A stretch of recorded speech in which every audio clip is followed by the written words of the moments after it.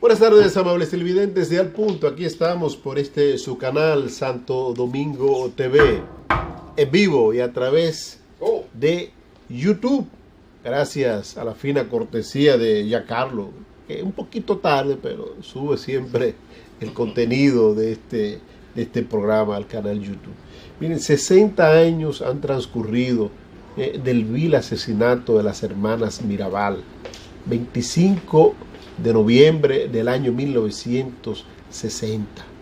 Ese hecho histórico marcó el fin de la tiranía trujillista. Las hermanas Mirabal, que habían viajado temprano en la mañana a la ciudad de Puerto Plata a visitar sus esposos, las tres eran casadas, que estaban recluidas en una cárcel de Puerto Plata. Fíjense el sadismo, cómo la tiranía armaba su muñeco para acabar con las hermanas Mirabal. El objetivo no eran quizás Manolo, Tavares Justo y los dos cuñados más de Minerva Mirabal, sino las hermanas Mirabal. Ese era el objetivo. ¿Por qué no mantener en prisión a estas personas que fueron apresados en la antigua provincia Salcedo, hoy hermanas Mirabal, en honor a estas mujeres, mantenerlo en una cárcel de Salcedo? No, la llevaron a Puerto Plata, lo llevaron a Puerto Plata para tenerlo bastante distante y provocar el viaje continuo de ellas a ver sus esposos, que eran opositores al régimen de Trujillo. Entonces la llevaron allá para que ella, en ese ir y venir, pues planificar los malvados de la tiranía de Trujillo, cómo quitarla del medio. Bueno, ese día 25 de noviembre, ellas salieron bien temprano, después de preparar comida, llevarle comida fresca a sus esposos, en compañía del señor Rufino de la Cruz. La visita fue un éxito total, pero al regreso, recuerden que el cruce donde la asesinaron ahí está enclavado en las montañas, en la cordillera septentrional, en la famosa carretera turística que va desde Puerto Plata hasta Santiago, pero atravesando montañas por ahí. Entonces ahí justamente estaban al acecho los esbirros del tirano Rafael Leonidas Trujillo y Molina, y pues se inventaron algo que nadie creyó desde el inicio, un famoso accidente automovilístico, gracias mi doña, un famoso accidente automovilístico. Pero luego, con los rudimentarios de la medicina en aquel entonces, se comprobó que ellas fueron asesinadas a palo, ellas y él, y luego lanzadas por esas escarpadas montañas, como le llamó Manolo Tavares Justo, de Quisqueya. Eso marcó la parte final del tirano Rafael Leonidas Trujillo y Molina. Ese 25 de noviembre, pues el que estaba un poco incómodo y no lo expresaba, comenzó a expresarlo. Los cercanos colaboradores del tirano Rafael Leonidas Trujillo y Molina, que ya estaban, como decimos un buen dominicano, harto de él, pues querían salir de ese régimen para ellos ocupar esa posición. No fue que lo hicieron para liberar al pueblo dominicano de esa tiranía, y todo estaba preparado para que el señor Pupo Román, que era el ministro a la sazón, hoy equivalente a ministro de Defensa, en ese entonces secretario de las Fuerzas Armadas, asumiera el control de la administración pública, un golpe de Estado.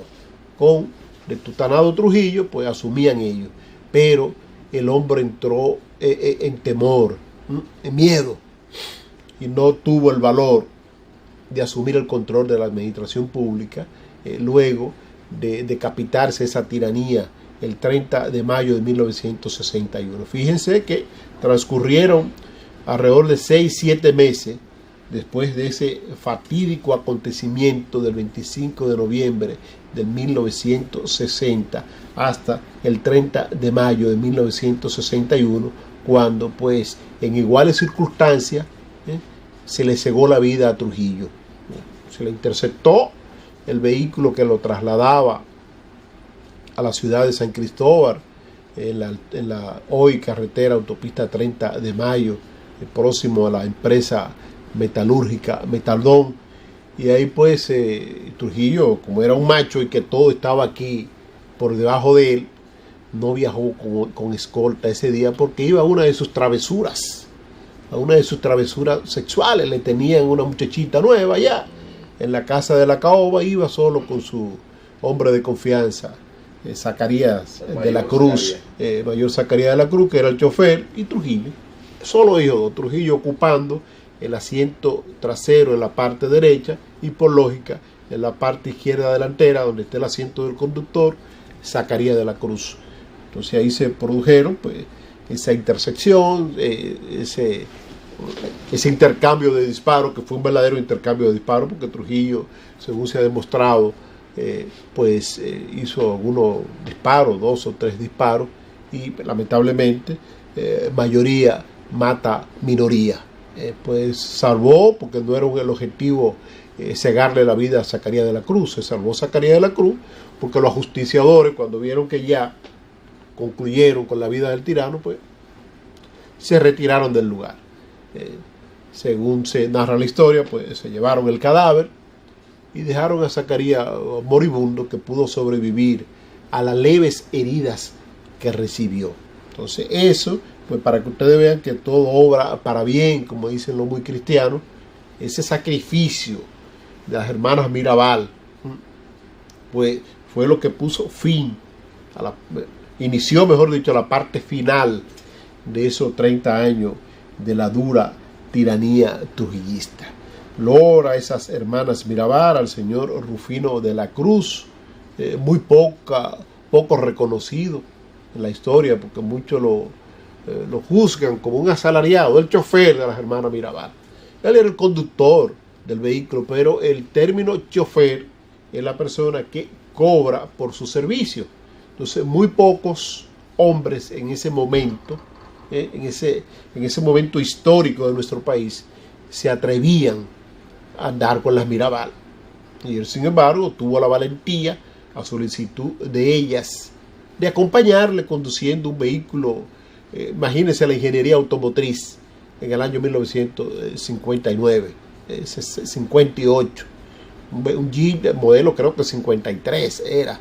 Imagínense ese vehículo. De un manejar muy difícil. Ahí no existían los guías hidráulicos en ese entonces. No existía eso.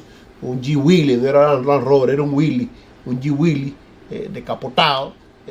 Ese vehículo, aunque Minerva sabía conducir ya vehículos de motor, pero no se atrevían esas mujeres a caminar en esas montañas solas, en este vehículo. Regoso se le dañara ese vehículo, porque eso era lo que se pensaba, que se puede dañar. No pensaban en un atentado, sino en que se le pudiera haber afectado, y más ya en noviembre, casi llegando diciembre, 25 de noviembre, que las temperaturas bajan en esas montañas, en aquel entonces bastante arborizadas.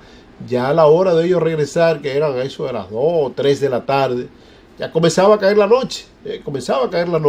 En pocas, 1 hora, fácilmente ya se hacía de noche. Y ellos calcularon que justamente como esta carretera, la famosa carretera turística, atraviesa la hoy provincia Hermanas Mirabal, allá arriba están las montañas de Tenares, que por ahí era que ya circulaban, pues había que circular rápido, y ellas por eso ocuparon al señor Rufino de la Cruz.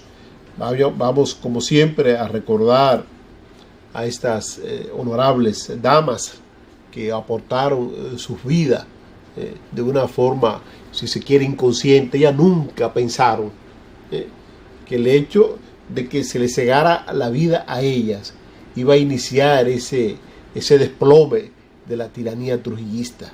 Ese desplome que no tuvo revés, no tuvo reversa.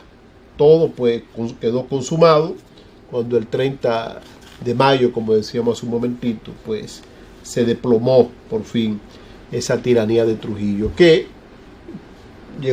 sucedió un momento de mucha inestabilidad política en la República Dominicana, la caída de Trujillo.